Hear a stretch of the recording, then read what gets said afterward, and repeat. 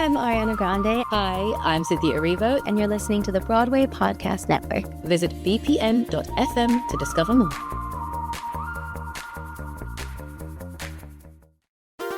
There's a cat over here. There's a cat over there. And the wrong one died. And the wrong one died.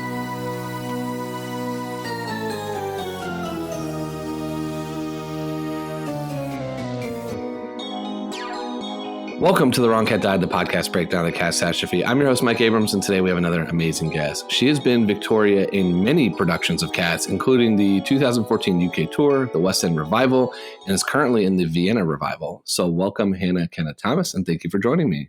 Thank you for having me. I am excited because you've been Victoria for many years now. Yeah. And so I always love to hear first, though, before 2014, I know, you're a dancer, and to do Victoria, you have to have a big dance background, but how much about Cats did you know before you joined the tour?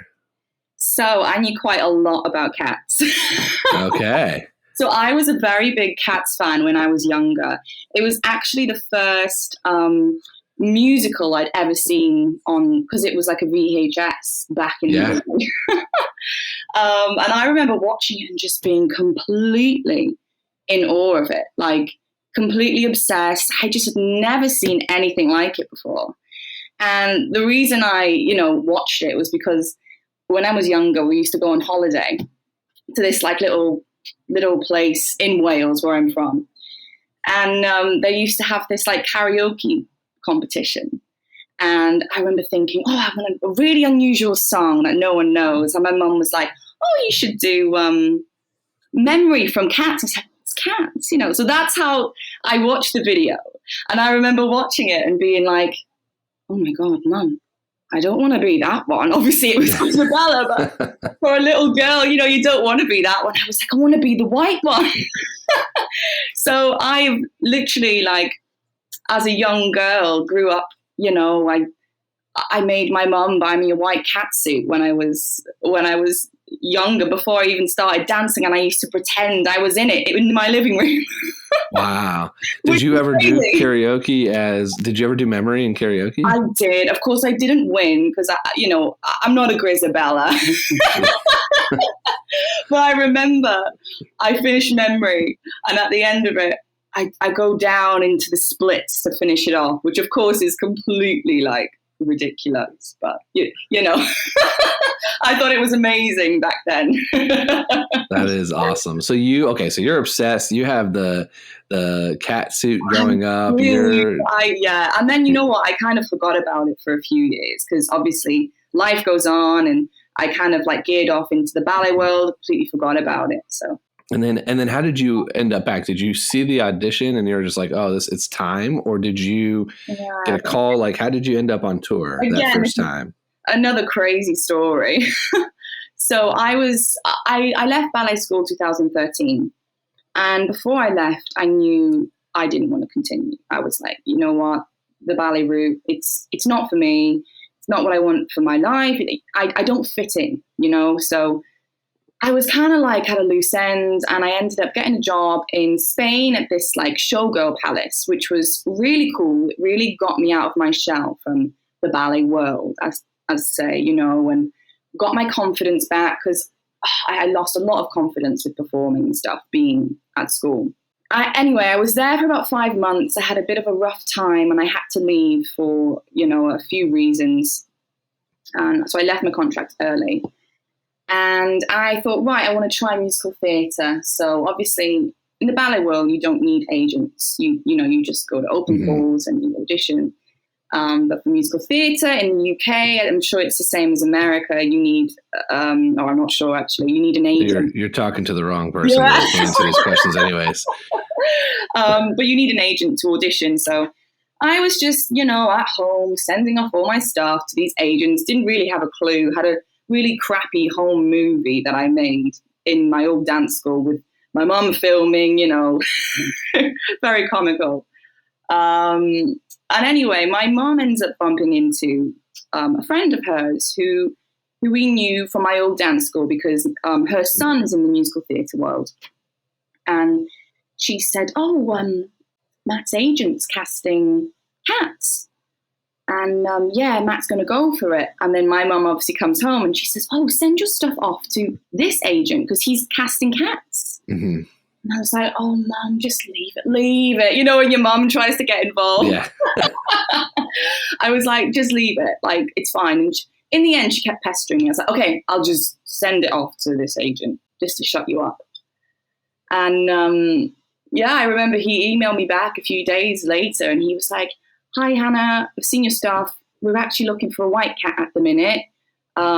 Here's the audition. The audition was in like a few days' time. There you go. And I was like, oh my gosh. And it was kind of one of them moments where I looked at this email and I thought, shit, like this meant so much to me at one point in my life. And then here I am, like found in this situation, like years later. And it just seemed a bit like magical. I mean, as cringe as that sounds, but it just felt a little bit strange, a little bit, well, you couldn't write this stuff, you know? Mm-hmm. So I'm assuming you dusted off your old white cat suit, started practicing. Me. Yeah. And you know what? Strangely, that's nowhere to be found. I'd love to find it to this day, but I don't know what's gone. It's gone. Somewhere. It's at the heavyset layer. Yeah. So one thing I always find really interesting, and I'd be curious to hear your kind of thought on it, is in times when this was such a the character you as a kid grew up, and then you get to do it now professionally. How does that is it a little bit like, does it keep the moment for you? Does it ruin the moment for you? Like, what is it like to be able to sustain something that was so important to you as a child, but then to have it as a job, as a profession? I think it's the best thing in the world. You know, it actually just makes me so grateful, you know, because the show is so hard. And even when you have them days of, oh, I'm really tired or this and that, I always just think of me as a little girl literally wanting to do this. And there's always something so magical in that for me. And I am so grateful. And as you can tell, I love the show so much. So it's a good thing. It's a good thing. Okay. That's great to hear. I always you hear I do a lot more stuff in the sports world, and you hear stuff in the sports world where like the journalists who are fans, it's like it almost ruins their fandom because then they have to do it for their job. And so it's good to hear that that's not the case. It's still like super passionate. For sure. I want to talk about a few of the productions. So you went out on tour. Yeah. This is very early in your career. Yeah. What was the first UK tour like? Because that was your first delve into musical theater? That's right. Yeah. So tell me about that tour. Like, how's Cats received across the UK? Because I've talked to some US tour members and especially some of the first US tour members where it was an experience. You know, it was pretty wild bringing this the show across the country. What was it like in a smaller town where you would go perform? It was amazing. It was such a good experience. You know, it was a bit of a culture shock with, having to book digs everywhere and not having a clue like how this stuff works.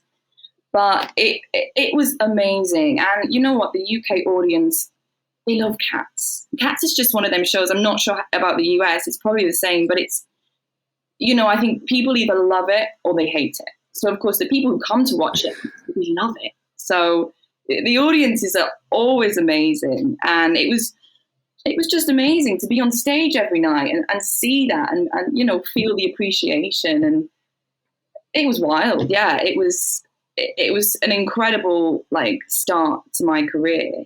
I don't know, touring is hard for sure, but it's worth it because it's like, you never really rest. You never really settle. You're constantly on the go. You're constantly, but yeah. It was a lot of fun. Now you go and you come off tour and you're in the West End Revival. Yeah. Which is, so that where the show started. That was not planned from the tour. Okay. Way. That was a complete fluke.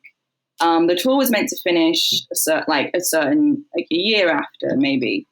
And Andrew Lloyd Webber and Trevor Nunn came to watch in one of the small venues in North Wales where I'm from.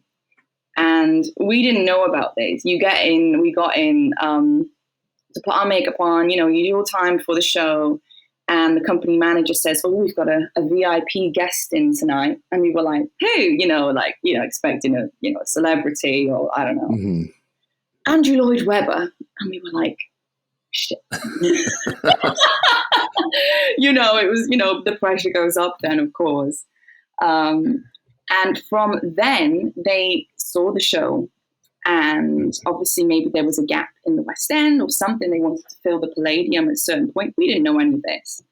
And they liked the cast. They liked everything. And from then was when they decided, right, we're going to pull the Enfield tour venues and we're bringing it to London. So that was how it was planned.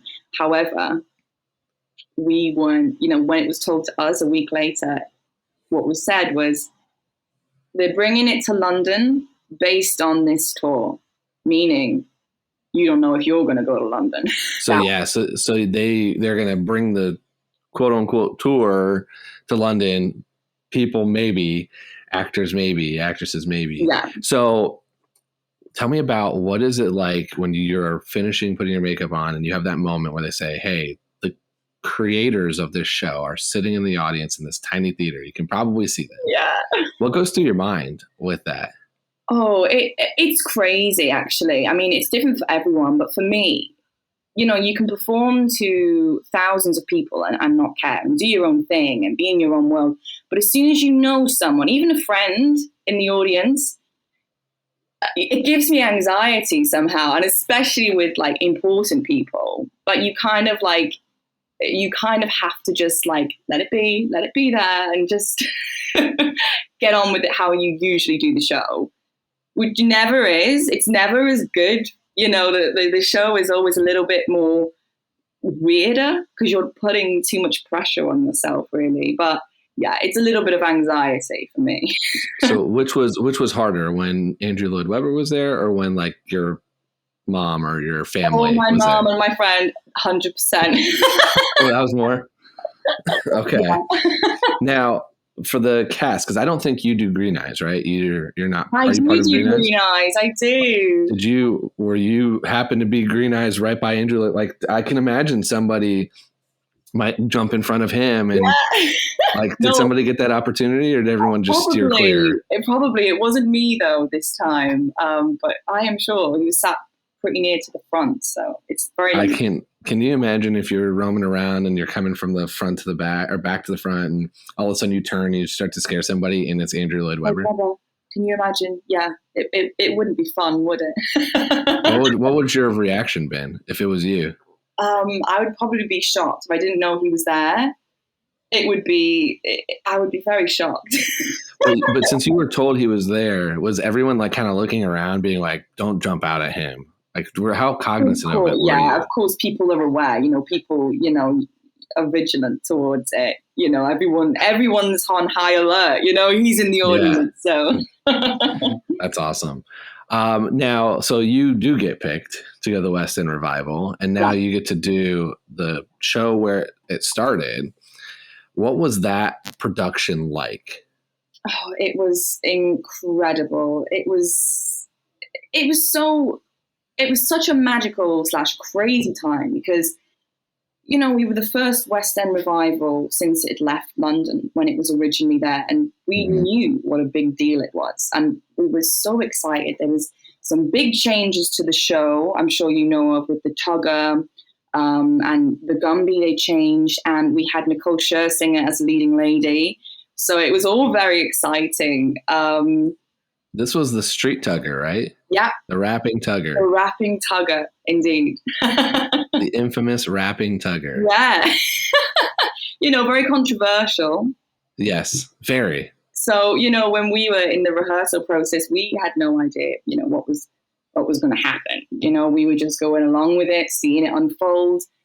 So, yeah, it was very exciting. It was a very exciting time. And we knew it was special. We knew it was going to be a special time. So when you're in that production, I know there's obviously the tweaks, but it's the first time coming back. What was the buzz like in the theater world in the West End of this show? It was amazing. Returning. It was amazing. We did like a press launch before. So it was a few months before we got there. And this was before we knew we were going to be in the show. And we were in Newcastle performing at the time, and we come down on the train early in the morning, and then we had to go back up that evening to play the show. And that was just, it was so nerve-wracking, but so exciting, just all the press. And, after this was out, there was going to be all press releases about it, which was, that was the start of the buzz. And then when we were down there, when we began, I remember the first preview, and I just remember the audience, after the overture, really screaming and clapping. And it was just oh my God, this is real. This is crazy. Yeah. That production is such an interesting one because it seemed like it had highs and lows. Yeah. Of looking back on it, not probably during, but when it's looked in the fandom history books of Cats and in the world of Cats, it is the first time that it comes back to the West End. Yeah. But with some of these tweaks that did not last or work. No. And then, obviously with Nicole Scherzinger, there was some post 2016 stuff with her that also didn't go well. So it's a really interesting one to look at now, for sure, versus then. For sure. Yeah, this is true. And it's always that way, isn't it? You can't please everyone in this world. For sure. And that's what the show is crazy about, is this show is so wide reaching for such a long time with tweaks. And I've joked, but it's not joking. There are parts to this show that happened in other productions that I'm just I don't even know what you're talking about. Yeah. Yeah. Because I know about Street Tugger because the rapping Tugger was very, and it's also fascinating because I think that's such an interesting character to change. For sure. But there's so many other little things of we're going to have this character and this ensemble character is going to be named something else in this country. And it's a little wild because it's been around for so long and there isn't a plot. There's such a loose through line that everyone has to fill in the blanks. For sure. The audience for sure have to. I mean, we know the plot, and there is, when you hear the plot from the director, it's crazy. It's crazy intricate. But obviously, as an audience member, you don't know this. So, you do have to fill in the gaps, I guess. Well, fill in the gaps for us then. We'll get to Vienna next, but you brought it up and I want to hear, I know that you get a day or two usually of here's the story and the backstories. Yeah. What doesn't the audience know? What can you share with us that people should know when they go see it whenever it comes back next, because it will come back? Well, I always think it's the cats in the show are really relatable to humans, really relatable. Mm-hmm. And then you can, as you will know people who can relate with certain cats and go through certain things. And it's like life, really. It's for example, the Grizabella story, as the main one. She was, this is an obvious one, but and you can tell this from the show. Back in the day, she was the glamour cat. Everyone wanted to be around her. However, she obviously falls on hard times. She gets with the wrong guy. Everyone can relate to that. She gets with the wrong guy. She starts doing things she shouldn't do. And then, and it's just the intricacy of how it's told. And, it's hard for me to explain it here because there is a lot, but for me, it's relating it all to real life. And then you sit there and you think, oh my God, yeah, that happens to humans. That happens to us, and obviously she gets with McCarity. He's probably, the bad boy. He gets you into drugs. He gets you into all the crazy shit you shouldn't do. Mm-hmm. And from then, how it is in society, if you, for example, how say prostitutes are looked at in society, but, people are very much, oh, no. And that's just the story with Grizabella, kind of. It's kind of oh, no, darling, we don't want, but to hear all this detail and relate it to our life, for me, it's I get it now. Otherwise it's just a cat coming on stage who looks a bit haggard and no one likes her. So that's what the audience see. But when you hear the backstories like we hear, it's so fascinating. And obviously it's every cat has got their thing and their intricate story. But it's such a shame because the audience, unless you are like a good fan and you're a fan of the show, you can research this stuff. But the average audience would never know. Well, so not only will the average audience not know, I mean, because I was less than the average audience when I went the first time. Yeah. I knew nothing. I just knew I was told, look at the set, because I heard the set was really intricate. I was told that, you're going to know memory and probably not recognize any of their songs. And that was mostly it. It's just great dancing. That was what I was basically warned about and nothing else. And I tried to piece, like, I like sitcoms and I like nice and tidy stories, and I didn't get one. And now that I've kind of broke through and done my research, and because of this show, I have learned way more than I ever thought I would need to about this show. But even as I've talked to other cast members and I've read the theories and rumors online, there's not a consistent answer for most of these cats. There's like, somebody plays these as brother, sister. Somebody plays this as mom, dad. Somebody plays this as like uncle, or I'm not part of this. And they're not always the same tour to tour, show to show, person to person. And I think that that's a really interesting part of this show. Yeah. Is that there isn't a, like, if you play X character, and again, I'm not the right person to just bring any random Broadway reference in as someone who knows so little about it. But I most theater productions, it's like, this character is this backstory, should be played this way with your little like personal tweaks on it, but it's generally going to be played this way. And that's not the case with Cats. And I find that fascinating.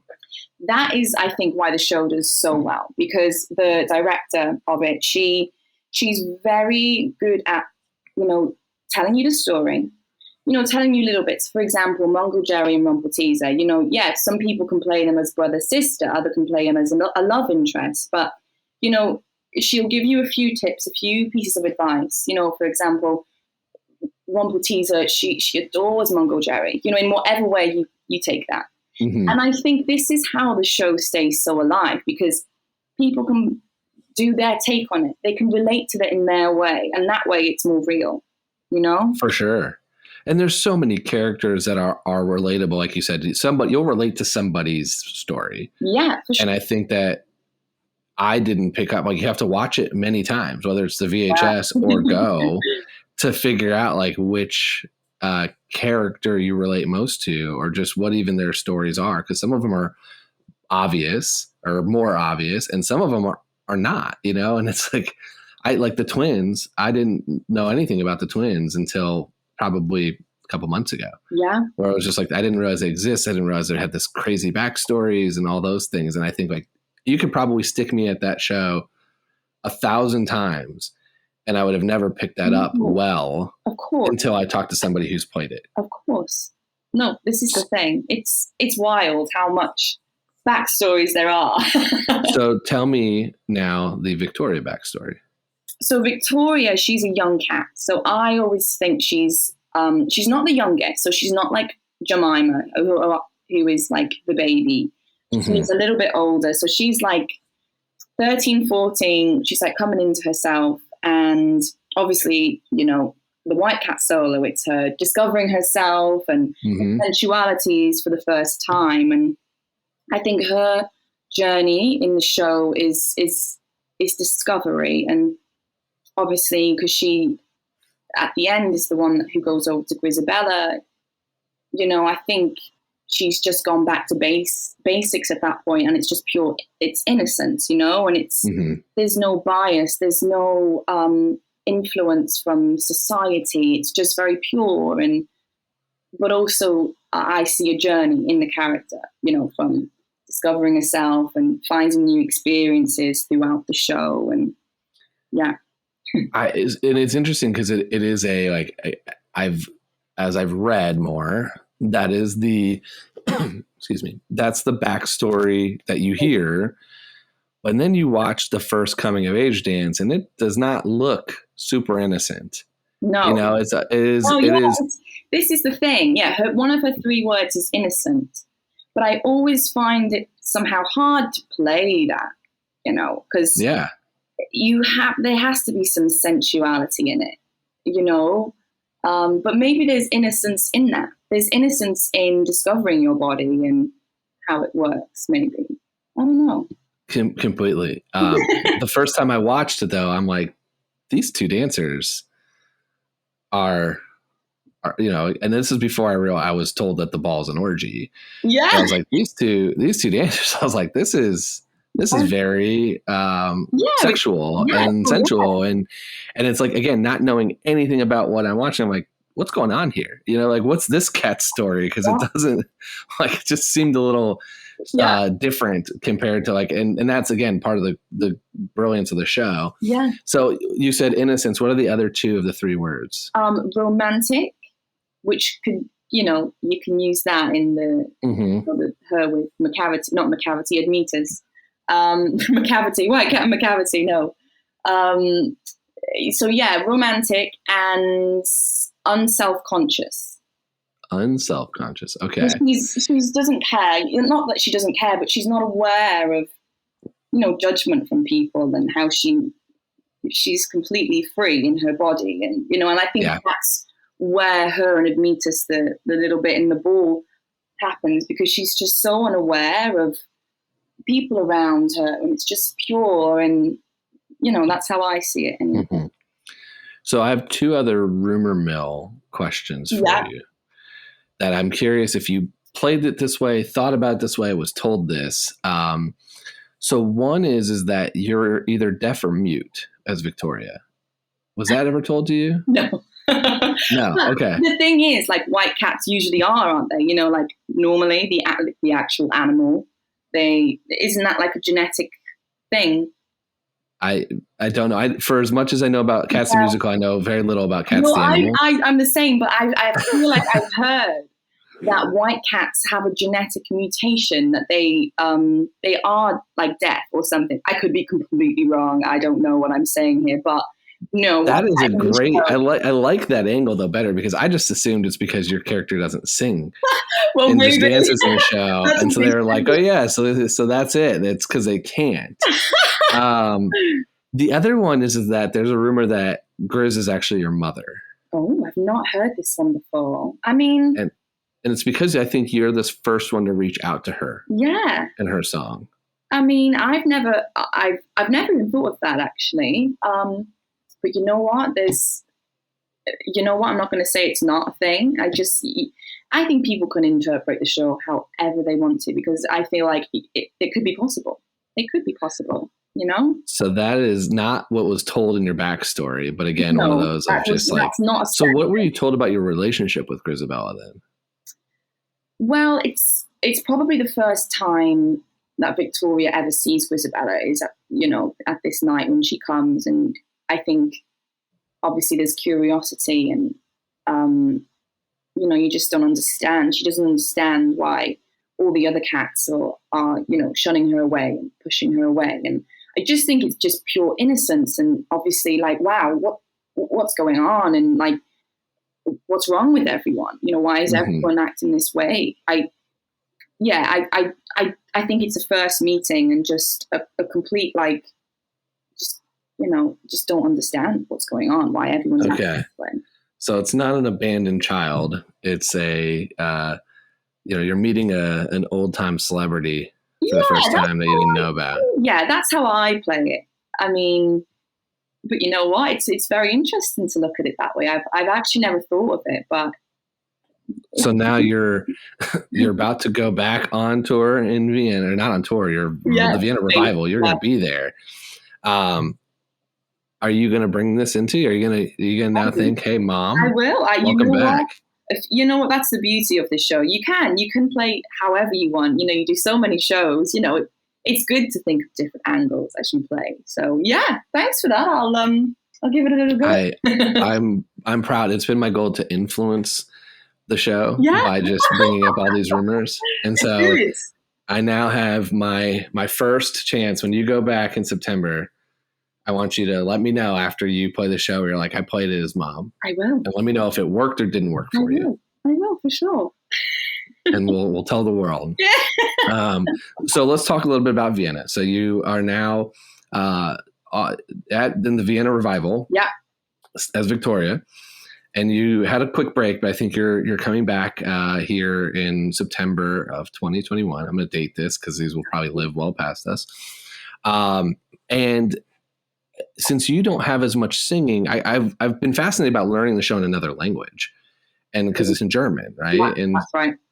How does that change stuff, especially as a dancer? Because are your cues on music? Are they on singing? Like, because it is, again, it's a different language. Like, that's crazy to me. Yeah. Well, the thing is, it's really just the same. Of course, like, the words change, and of course there is certain, but in my head, I will still be going, if we're trying to find out a piece of the music, I will be like, say it in English. It's weird how your brain still runs in English, but can say it in German, if that makes sense. Okay. So you're able to, so if still to recall the show, I would be like, oh, it's this part, and then say it in English.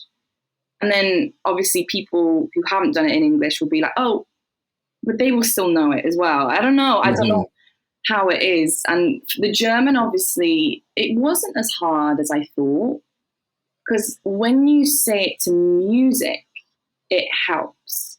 The naming of cats was probably the hardest to learn because it's a poem. You know, there's no with the movement and with the music, it's like a pattern in your brains. You know, the language becomes.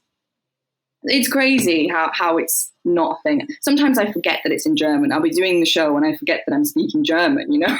Yeah, I definitely feel that. The stuff I learned as a kid in song stuck with me more than anything else I was taught. So I definitely get it. But having done, like, it does amaze me. And this is, again, your profession. So this is where, you know, this is the skill that you have to do that most the majority of the world does not have this skill, which is why you're doing it and we're watching.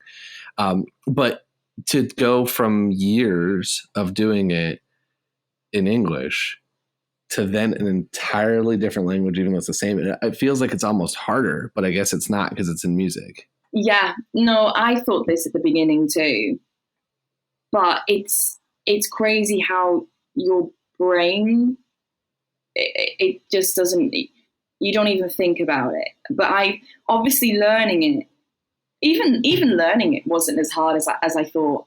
Yeah, you have to, but I feel like it's the same as if I didn't know it in English, if that makes any sense. Okay. So basically, in a nutshell, it just wasn't as, you know, I pictured myself coming home and, like, you know, like learning it, and that's not how I learn. Like, I hate revising, I hate studying, anything like that. So for me, it was just a case of going in, getting the brain pattern, getting the, you know, the automatic thing going. And once it's in there, you know, and then it's hard to, it wouldn't be hard to do for example, I'm going to say it like this. So if you were to say to me, can you sing the opening for me now? I would say in German, I'd say, no, I don't know it. Mm-hmm. However, if today I was in costume on the stage with the music, I would be able to do it because it's in my brain there, if that makes any sense. I think it does. It's in the moment. It's like it's a recall of like if the right, like it takes the right sensory to have it. I feel like there's definitely some studies behind that where things like happen more second nature. Yeah, and then the right environment. Thing is, if you have a moment, it's the same with the choreography. You have moments all the time when you go, oh my God, I don't know what I'm saying, or I don't know what I'm doing. You just have to just not think, because you'll do it. And if you think about it, you'll get it wrong. That's probably why like you said in the beginning, it's so much harder when your family or Andrew Lloyd Webber is there, because you're thinking about every step of the way versus something you're doing 8 times a week, you know, or like all the time. Yeah, it's better to do it when you're so tired. The shows for me, when I'm so tired, they're the better shows, because you're like, you just get on with it and you let your body take over. Well, I hope I didn't make you overthink Grizabella being your mom. Oh gosh, no. Not at all. Little acting things I love them. Great. Okay. Let's do a couple rapid fire questions before we get into the $1 million question. So if you could play anybody else, I know obviously Victoria was your number one growing up and everything, but just if you could just be any cat forget male, female, vocal range, dance ability, anything, which one would you want to do for a day? Bomb Ballerina, for sure. Yeah, just such a fun song. That's a very common answer. I love her. She's so sexy, and I'd love to play. I'd love to play her for a day. That's awesome. What about your favorite and least favorite cat? So favorite, I have to say Victoria, don't I? Okay, let me eliminate Victoria. Okay. Because I think that's your, that's me. That makes sense. Yeah. So I would say Bomb Ballerina, my favorite. Yep. My least favorite, this I feel mean. I'm trying to think. Least favorite. So take the people out of it, just the cat. It probably sounds awful. No one's probably said this before, but I'm going to have to say Skimbleshanks. Skimbleshanks. Okay, now you got to tell me why. Because I feel like as a cat, taking the people out of it, he would just annoy me. I feel like he's a lot. So it's interesting you say that because a lot of people love him, like including cast members. But I got almost yelled at by the Broadway Skimbleshanks because the episode I recorded where I kind of analyzed him, I called him the creepy uncle. Yeah. I kind of got like a creepy uncle vibe, and everyone that's played it is like, no, I'm the cool uncle. Like everyone loves me. And so it is kind of interesting to hear that you wouldn't like that character because I got a different vibe than now. I'm like, I've turned a corner with him because I've talked to enough Skimbleshanks to be like, all right, you seem really fun and really cool. I didn't get that vibe the first time I saw it, but mostly it was because I was I was overwhelmed the first time I saw everything that nothing sat, like nothing really registered.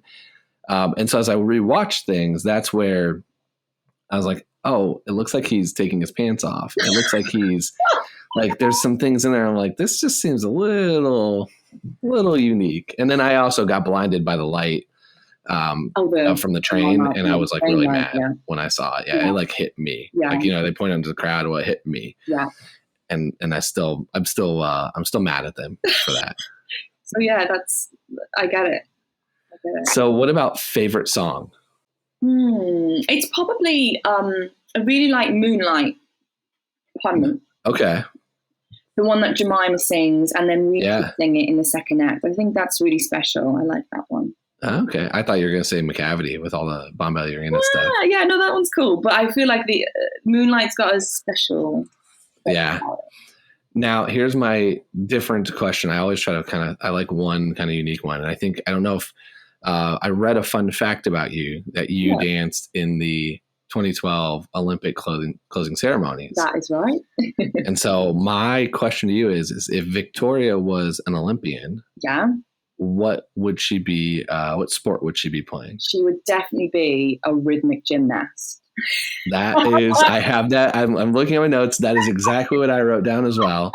Yeah. That was the best answer. What about the ball up with the leg? Exactly. What about if it was winter? Now, I know this was summer, but what if it was a Winter Olympics? Winter Olympics. Oh my! I'm not really familiar. I actually don't. The only thing that I know of is the tobogganing, but I don't think that's something she'd be doing. I don't see Victoria because she's so tiny. I can't imagine she's going to be really good at bobsled or skeleton. I think it's figure skating. Yeah, it's figure skating. Of course, figure skating. Oh, I'd love to be a figure skater. I think it looks so cool. That is growing up playing hockey. The figure skaters are always on the other ice while we practice, and so. It is a skill. It is a very difficult skill. I know. And I just think it looks incredible. So, $1 million question. Mm-hmm. I have argued that your soon-to-be mother, Grizabella, was not the right Jellicle choice to die at the ball. Oh, okay. Do you think Grizabella is worthy of being the cat to die, or would you choose somebody else? And I'd love to hear either argument why. You know what? I think she's worthy. I think she's worthy of it. That's what's your defense for Grizabella? I just feel like the other cats, although some, for example, Gus, he's obviously on his way to the heavy side layer, and he's lived a very lovely life. But I feel like none of them are at the point of despair like she is. you know, they can all hold it together for another year to go to another Jellicle ball. Mm-hmm. You know, they're mentally a little bit stronger. They're a little bit more resilient than she is.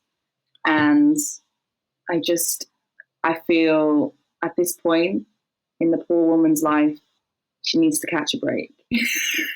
So the argument you're making is, and this is my favorite part of this, is to just kind of make sure I'm getting this right. Yeah.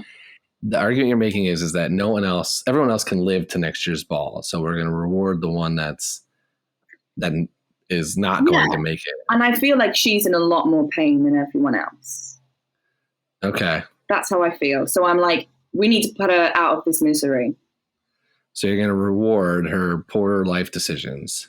Hey, we all make mistakes. And this is the big lesson of cats. You know, it's acceptance. And it's the redemption story. Yes, exactly. So you're going to be comfortable killing your mother. Well, I guess old Deuteronomy, killing your mother. Well, you know what? If it puts her out of her misery and she's going to a better place, then I suppose it's the best you can do. Then yes. Okay. I would be the part that I had always argued I can't make an argument for in your West End production because I didn't get to see Street Tugger. Yeah. And it's very hard to find any version of that anywhere. Like I've been looking to see if I could find like a bootleg or some way to see like what was this number like. Because I'd always argued that Tugger and Mistopheles together should go because it's a super. So that's my argument.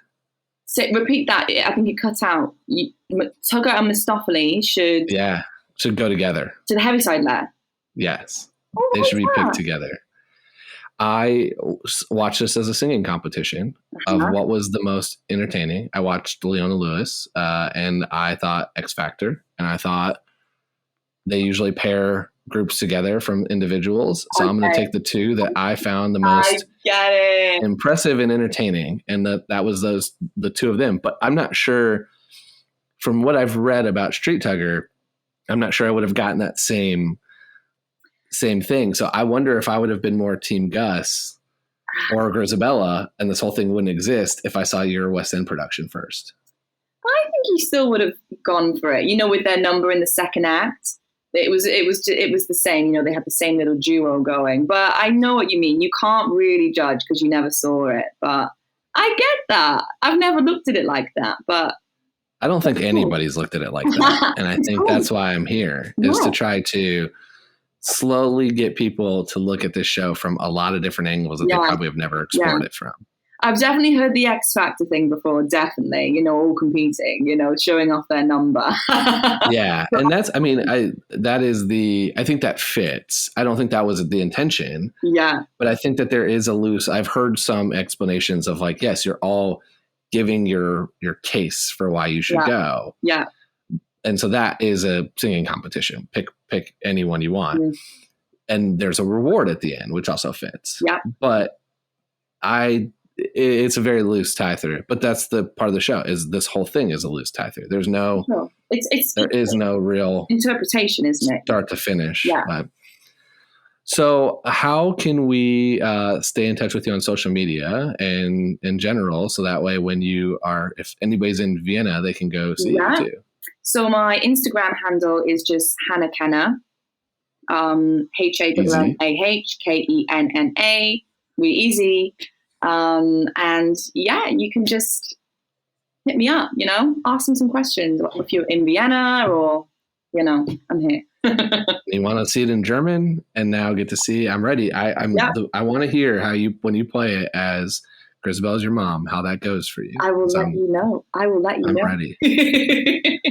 Well, thank you so much for coming on and telling these great stories and talking about Street Tugger and everything else that I've always wondered about. So it's been a pleasure having you on.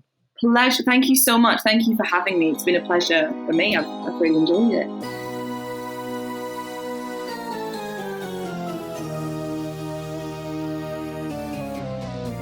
thanks for listening to this episode of The Wrong Cat Died, the podcast breakdown of the catastrophe.